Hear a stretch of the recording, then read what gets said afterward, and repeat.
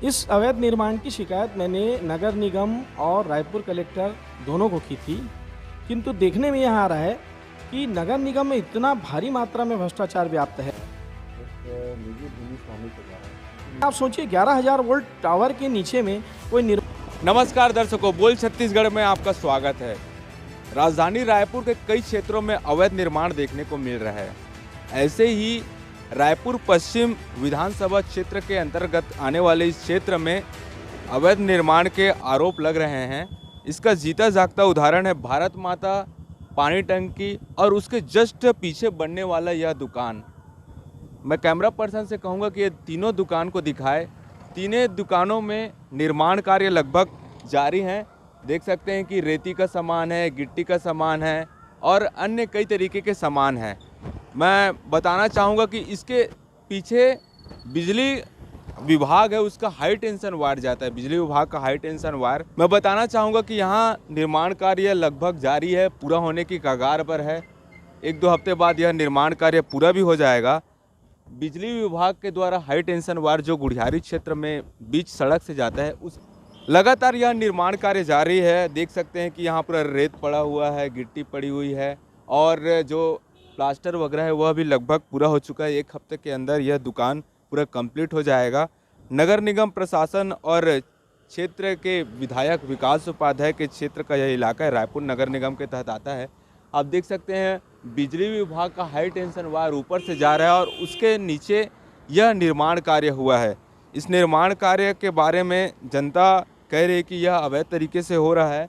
लगातार इस क्षेत्र में देखते हैं कि कई अवैध निर्माण कार्य सामने आते रहे, उसे में से यह एक है।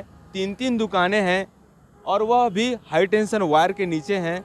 रायपुर नगर निगम प्रशासन और क्षेत्र के विधायक जो इस क्षेत्र को देखते हैं, आखिर उन्होंने इसकी मंजूरी कैसे दे दी। जान मान का भी नुकसान हो सकता है। जो दुकान यहाँ बन रहे हैं उस पर हम देख सकते हैं लगातार निर्माण कार्य जारी है बिना किसी रुक टोक के। पूरा ज़मीन जो है खाली पड़ा हुआ है, मलबे पड़े हुए हैं और जस्ट इसके ऊपर जो है हाई टेंशन वायर कई किलोवाट का जाता है, जिसके करंट मात्र से ही लोगों की जानें जा सकती है। उसके नीचे आखिर इस निर्माण कार्य की मंजूरी आखिर किसने दी। बिजली विभाग के आसपास के क्षेत्र में यह निर्माण कार्य कैसे किया जा रहा है, वो भी 3-3 दुकानें लगातार जो हाई टेंशन वायर है उसके नीचे यह 3 दुकानों का निर्माण कार्य जारी है। कुछ ही दिनों के पश्चात यह निर्माण कार्य पूर्ण हो जाएगा। रायपुर नगर निगम महापौर एजाज ढेबर और तमाम अधिकारियों के नाक के नीचे से यह निर्माण कार्य जारी है। देख सकते हैं लगातार ईंटें और गिट्टी और अन्य सामान जो भवन निर्माण के उपयोग में आते हैं वह सारे सामान यहाँ पर पड़े हुए हैं।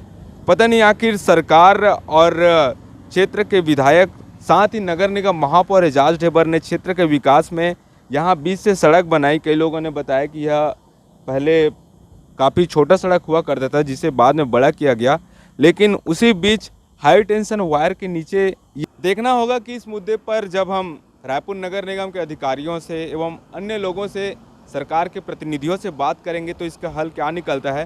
क्योंकि यह निर्माण साफ तौर पर दिख सकता है कि लोगों की जान से खिलवाड़ है, क्योंकि हाई टेंशन वायर ऊपर से जा रहा है और उसके नीचे में जस्ट यह निर्माण कार्य, आखिर इसकी परमिशन किसने दी।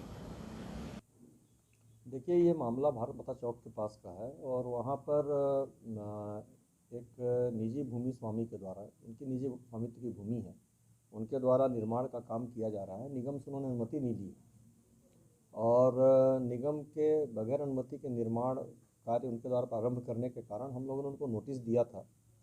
नोटिस का उनका जवाब भी आया है। नोटिस का जवाब उनका संतोषप्रद नहीं है, उनको दूसरी नोटिस भी जारी हुई है और अभी वर्तमान में हम जो हमारी प्रक्रिया है नोटिस की वो कर रहे हैं और इसके बाद जो आवश्यक कार्रवाई होगी वो हम वहाँ पे करेंगे। जैसे ये हम देखते भी हैं कि कई प्रकार की घटनाएं घट जाती हैं। अगर इस तरह की घटनाएं होती है, एक बिजली हाई टेंशन तार है, वहाँ पर ऐसा कोई दुर्घटना होता है तो इसका जिम्मेदार भविष्य में फिर कौन होगा? जिसने निर्माण किया है निश्चित रूप से उसकी जिम्मेदारी होगी, क्योंकि निर्माण करने वाले को ये सुनिश्चित करना चाहिए कि जहाँ पर वो निर्माण कर रहा है वो जगह रहने के योग्य है अथवा नहीं है। निगम से उन्होंने अनुमति ली नहीं है।